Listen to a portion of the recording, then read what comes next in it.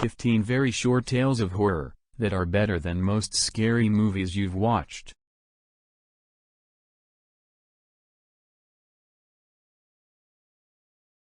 We bought an old house, my boyfriend and I.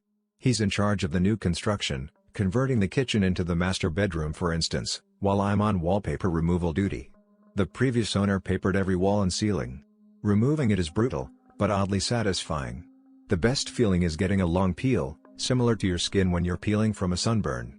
I don't know about you, but I kinda make a game of peeling, on the hunt for the longest piece before it rips. Under a corner section of paper in every room is a person's name and a date.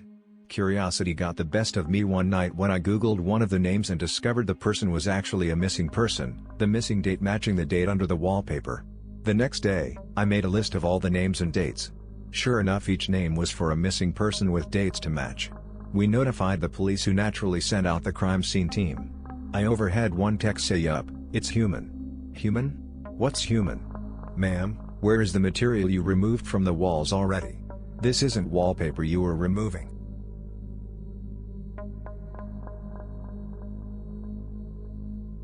I hate it when my brother Charlie has to go away. My parents constantly try to explain to me how sick he is. That I am lucky for having a brain where all the chemicals flow properly to their destinations like undammed rivers. When I complain about how bored I am without a little brother to play with, they try to make me feel bad by pointing out that his boredom likely far surpasses mine, considering he's confined to a dark room in an institution. I always beg for them to give him one last chance. Of course, they did at first. Charlie has been back home several times, each shorter in duration than the last.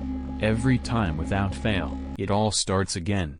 The neighborhood cats with gouged out eyes showing up in his toy chest, my dad's razors found dropped on the baby slide in the park across the street, mom's vitamins replaced by bits of dishwasher tablets.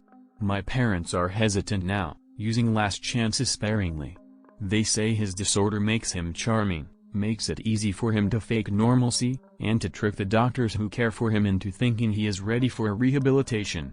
That I will just have to put up with my boredom if it means staying safe from him. I hate it when Charlie has to go away.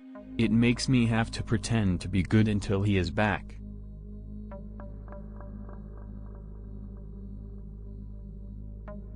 He awoke to the huge, insect-like creatures looming over his bed and screamed his lungs out. They hastily left the room and he stayed up all night, shaking and wondering if it had been a dream. The next morning, there was a tap on the door. Gathering his courage, he opened it to see one of them gently place a plate filled with fried breakfast on the floor, then retreat to a safe distance. Bewildered, he accepted the gift. The creatures chittered excitedly. This happened every day for weeks. At first he was worried they were fattening him up, but after a particularly greasy breakfast left him clutching his chest from heartburn, they were replaced with fresh fruit. As well as cooking, they poured hot steamy baths for him and even tucked him in when he went to bed. It was bizarre. One night, he awoke to gunshots and screaming. He raced downstairs to find a decapitated burglar being devoured by the insects. He was sickened, but disposed of the remains as best he could. He knew they had just been protecting him. One morning the creatures wouldn't let him leave his room. He lay down, confused but trusting as they ushered him back into bed. Whatever their motives, they weren't going to hurt him. Hours later a burning pain spread throughout his body. It felt like his stomach was filled with razor wire. The insects chittered as he spasmed and moaned. It was only when he felt a terrible squirming feeling beneath his skin that he realized the insects hadn't been protecting him. They had been protecting their young.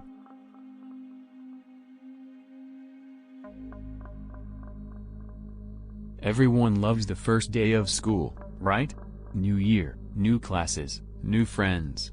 It's a day full of potential and hope, before all the dreary depressions of reality show up to ruin all the fun. I like the first day of school for a different reason, though. You see, I have a sort of power. When I look at people, I can sense a sort of aura around them. A colored outline based on how long that person has to live. Most everyone I meet around my age is surrounded by a solid green hue, which means they have plenty of time left. A fair amount of them have a yellow-orangish tinge to their auras, which tends to mean a car crash or some other tragedy. Anything that takes people before their time, as they say. The real fun is when the auras venture into the red end of the spectrum, though. Every now and again I'll see someone who's basically a walking stoplight. Those are the ones who get murdered or kill themselves. It's such a rush to see them and know their time is numbered. With that in mind, I always get to class very early so I can scout out my classmates' fates. The first kid who walked in was basically radiating red. I chuckled to myself. Too damn bad, bro. But as people kept walking in, they all had the same intense glow. I finally caught a glimpse of my rose-tinted reflection in the window, but I was too stunned to move. Our professor stepped in and locked the door, his aura a sickening shade of green.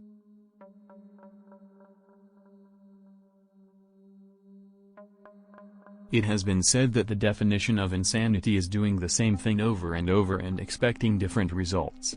I understand the sentiment behind the sane, but it's wrong. I entered the building on a bet. I was strapped for cash and didn't buy into the old legends of the hotel to begin with, so $50 was more than enough to get me do it. It was simple. Just reach the top floor, the 45th floor, shine my flashlight from a window. The hotel was old and broken, including the elevator, so that meant hiking up the stairs. So up the stairs I went. As I reached each platform, I noted the old brass plaques displaying the floor numbers. 15, 16, 17, 18. I felt a little tired as I crept higher, but so far, no ghosts, no cannibals, no demons. Piece of cake. I can't tell you how happy I was as I entered that last stretch of numbers. I joyfully counted them aloud at each platform. 40, 41, 42, 43, 44, 44. I stopped and looked back down the stairs. I must have miscounted, so I continued up. 44. One more flight. 44. And then down 10 flights. 44. 15 flights. 44.